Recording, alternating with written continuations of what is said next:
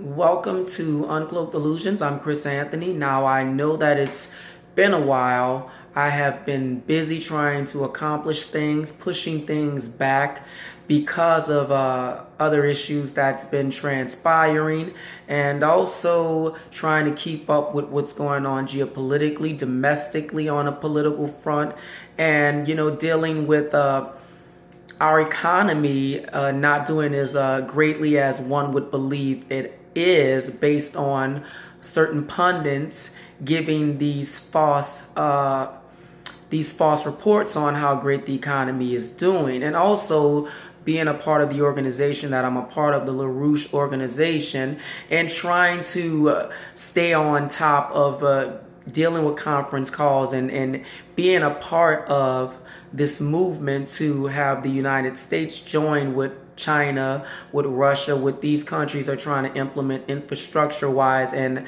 an actual functioning economy in the world.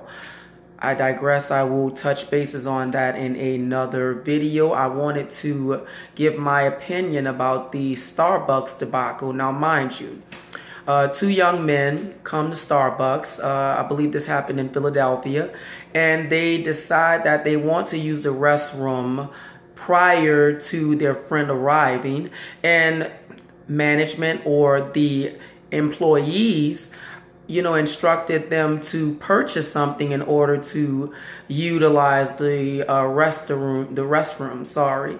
And that's policy. This is a private entity, so this business can produce any kind of policies that they feel should be conducive for their customers. I'm sorry, and they have to abide in it. Now, instead, the young men, they decided to go and sit down because they weren't interested in purchasing anything, probably because they wanted to wait for their guests to arrive.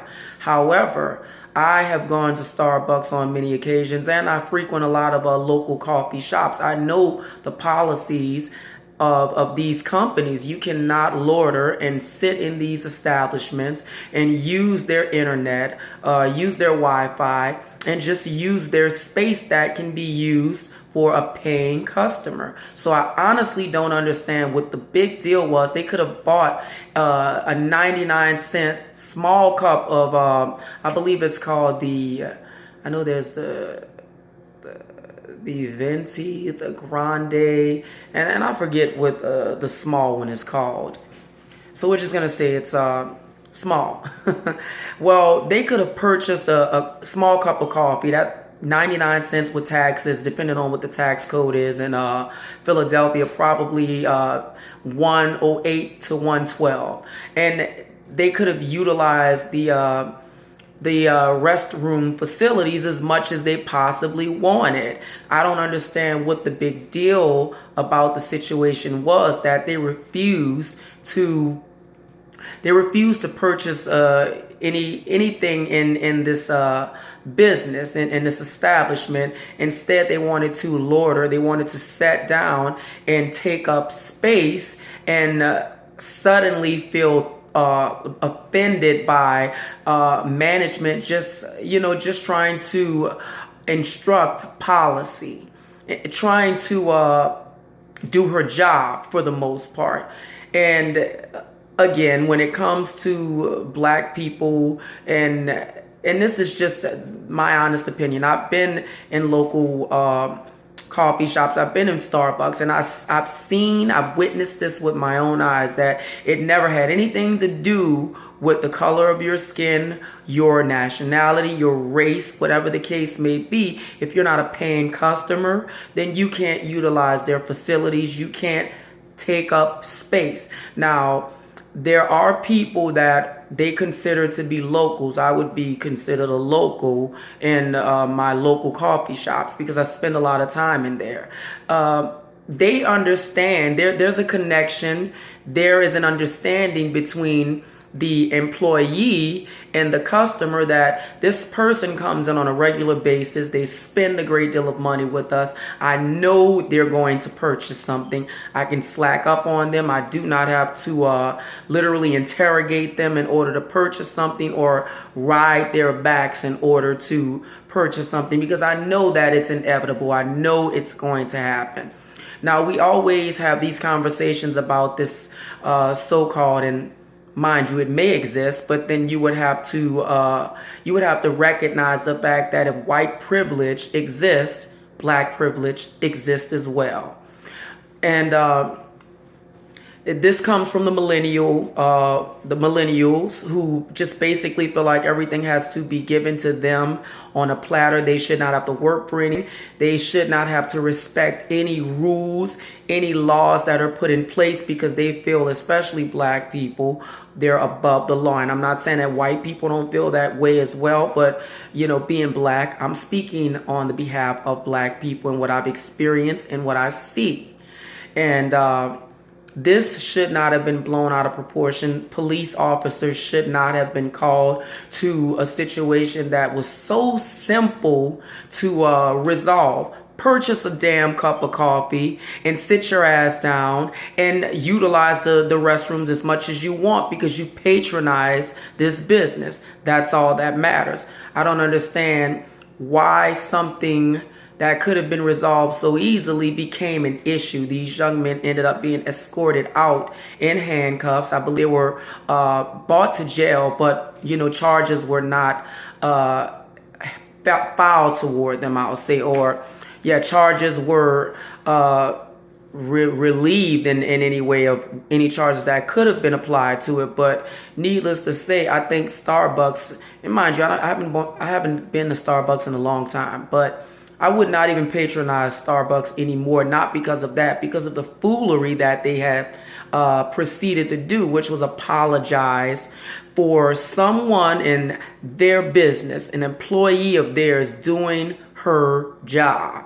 And you reprimand that particular person, firing her because she was just enforcing your policy. So Starbucks has basically caved into this whole black privilege shit, and this is why I have a major issue with it, because again, something so simple could have been resolved so quickly and easily, but this is going to create a major issue, because it's going to get to a point where companies, businesses, small, mediocre or large, are not going to want to fucking patronize black people, because they're going to be afraid that they could be considered or labeled as a racist, and they don't want to deal with this shit. Look, if you want to go and sit in a coffee shop, if you want to go and hang out at McDonald's, or go and hang out at a goddamn corner store as if it's something cool to do, how about you start creating your own businesses so you can do whatever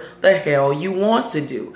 Create your own coffee shop, create your own corner store, create your own businesses where you could actually produce something, make yourself useful, and you can do whatever it is that you please. And I promise you, if you had a coffee shop, if you had a restaurant, you're not going to allow anyone to just come and loiter in your business without purchasing something.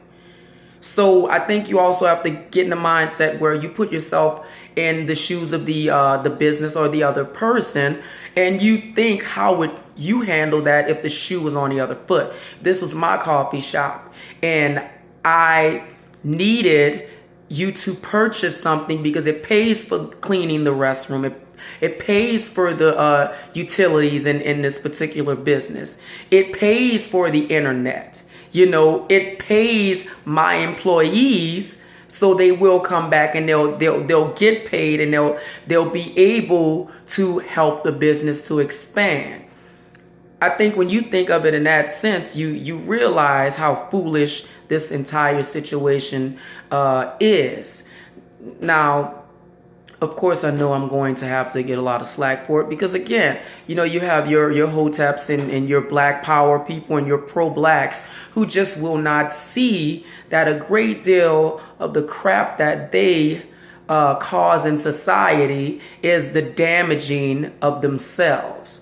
And it's going to be hard to have black people elevated any way, because they have pegged to that victim card where they're always the victim and they're never responsible for their own decisions that pretty much pan out to whatever the outcome is.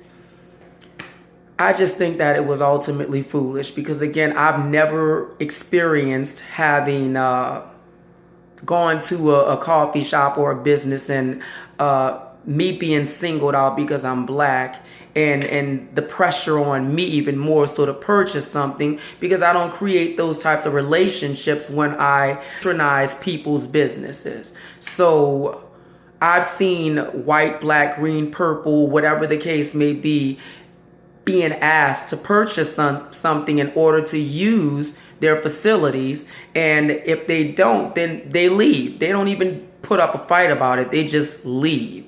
They know I don't have an interest in purchasing anything, so I'm just gonna go and find a place that'll allow me to use their facilities without having to purchase anything. It's pretty simple. It's easy. I don't understand why we as black people sometimes act, and I don't even think it's an act anymore, just have this dysfunctional mentality where we feel like you're supposed to roll the red carpet out for us because of segregation, because of slavery, because of all of these L's that we have not gone through, and it was our ancestors that pretty much went through these things.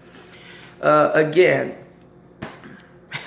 it begs the question of, do you think segregation was a good idea? Because it kind of forced other cultures to have to deal with us, you know. And what's sad about it is we don't even want to deal with each other. I'm Chris Anthony. Like, subscribe, and share the video. Give me your opinion. I'm probably going to get a lot of slack about it. You know, I may even have it demonetized. That's also another thing that I've been noticing, to say that my subscribers were growing at a pretty heightened level. Now all of a sudden it just kind of decreased, and it seems like my videos don't even get as much views as it once did. And you know, I understand that there's this algorithm that's going around that suppresses the conservative voice. I do have conservative views. I have some liberal views, and I would have to say classic liberal views and not this mutated version of liberalism. However, yeah, I would say that I'm more conservative, and I do see the policies and the implementations that's happening to stifle the conservative voice. And that's where it makes it more appealing, because if you're stifling a person's free speech, then they're obviously something that's outside of the status quo. Again, I'm Chris Anthony, and like, subscribe, and share the video. And I do have my Blog Talk Radio show still in the works. It's still coming. It's just being pushed back a little bit. And in my next video, I will discuss the crude oil prices rising and how that's going to affect people, because they're projecting that by the summer the gas price to increase on the level of what it was in 2007 and 2008 and 2009. Also, you know, Iran actually dumping the dollar entirely for the euro, and you know, a lot of other geopolitical things that are going on. Of course, the trade war that I maintain the United States cannot win. A lot of the investigations that's going on with a great deal of pundits from the Obama administration, like your Hillary Clinton, your Loretta Lynch, you know, a great deal, your James Comey. So we got a lot of things happening, and I just consider it to be political theater, because something's about to happen in the economy in the United States, and it's going to also affect the global economy. And that's why Russia, that's why China, that's why Iran, that's why, you know, even Saudi Arabia sneakingly is trying to remove itself from needing the dollar. Again, I will definitely be discussing a great deal of these issues in the next video. And I am Chris Anthony, and I'm out.